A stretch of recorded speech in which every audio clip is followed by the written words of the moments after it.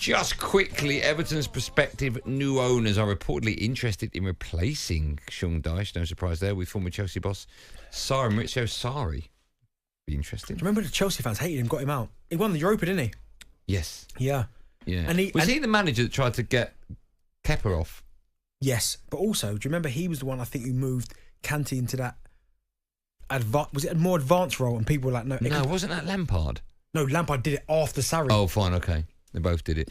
Bayern Munich, what do you make of this? I'm sure Man City fans will be over the moon. Bayern Munich midfielder Leon Goretzka could make a move to Man City. Oh, my. What was they trying to buy everyone? To place Rodri. I mean, I like Goretzka. I've always you lot have been linked with him so many times. I know.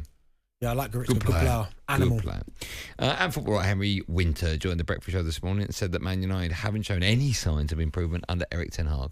He's absolutely underperforming. He's overspent on some players. The recruitment's been a bit better this summer.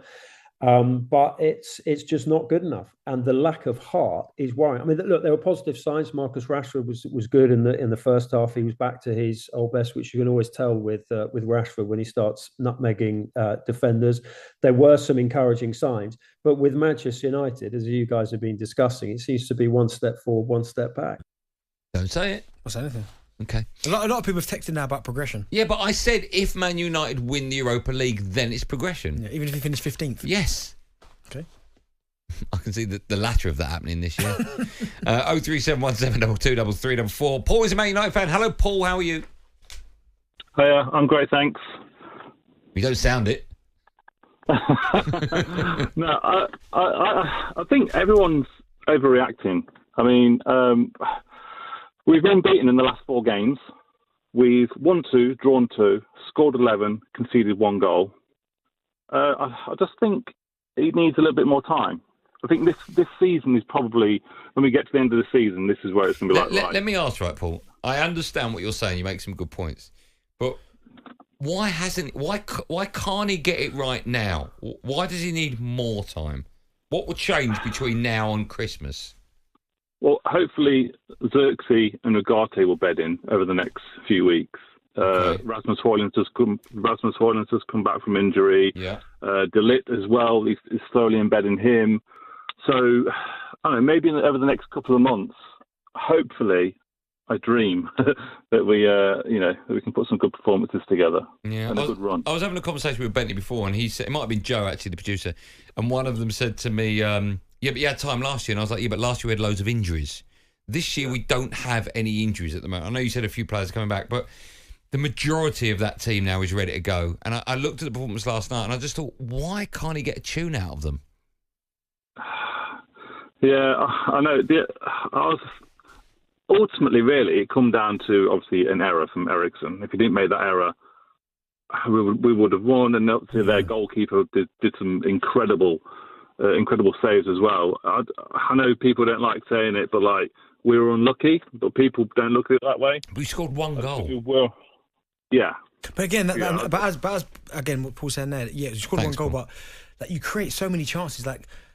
At times, listen, I'm not Ten Hag's biggest fan, right? But if the team are creating chances and not taking them, what really can he do? Yeah. If they're creating good chances and people are just missing opportunities. Okay. Do you know what I mean? Next up, my eyes are back. Does that say Brian? Byron. Is that Byron? Byron. Got there in the end, lads.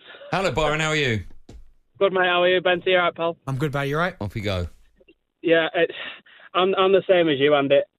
Throughout the last, since he's been here, I've backed him so much. I do like him. I love him. 2 trophies in 2 seasons. He's just brilliant, especially last season, with the injuries. But I'm at the point now thinking, how can I defend him anymore? I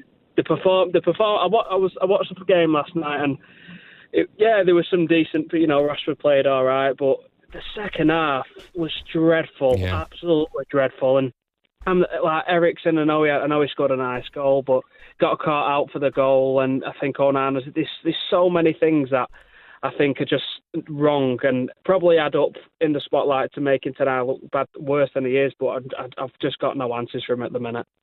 Does it surprise you that, Byron, that Garnacho doesn't start more? Because I almost feel like he's your best source of attack. He always gets chances, he creates, but he still feels like he's playing second fiddle.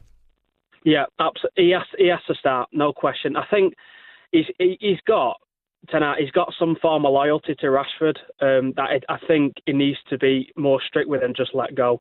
I think Garnacho, when he plays, he creates chances, he takes a man on. Yeah, fine, Rashford, he played all right last night, but we're not really going to start playing him because he's not megged an FC20 player, let's be real. Byron, you know what I would like to see at Man United? Do you think this would work, right? And we touched on 4-4-2 yesterday.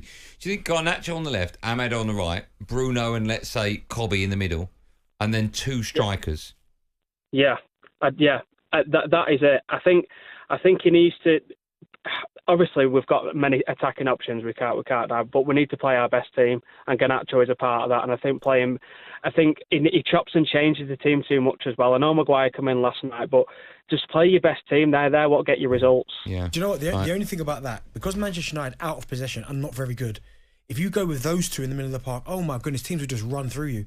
Because Bruno's a 10. Yeah. Like, he will do the work, but if Bruno's, I'm not comparing the 2. Yeah. If Bruno's the Scholes, right, then you need someone like Kobe as the Keane. Yeah, but that's 2. Imagine going up against City with their 3, or even Arsenal's 3. I know, but okay, so maybe for the big heads, as you've just pointed out, like Man City in the cup final, do something a little bit different. But for all like Palace, right? Yeah, but still with those 3 in the middle of the park, it's hard. I think because Bruno's a 10 really, and he will do the defensive work, but he doesn't sense danger. What's going on behind him sometimes? I know, but that's why you've got Kobe or but Connie, Ugarte. He's young. Ugarte, stick him in there. That's what. So Ugarte and Bruno. I just think you're saying it's. I agree with you. You're saying we can't finish. Yeah. Stick 2 up top.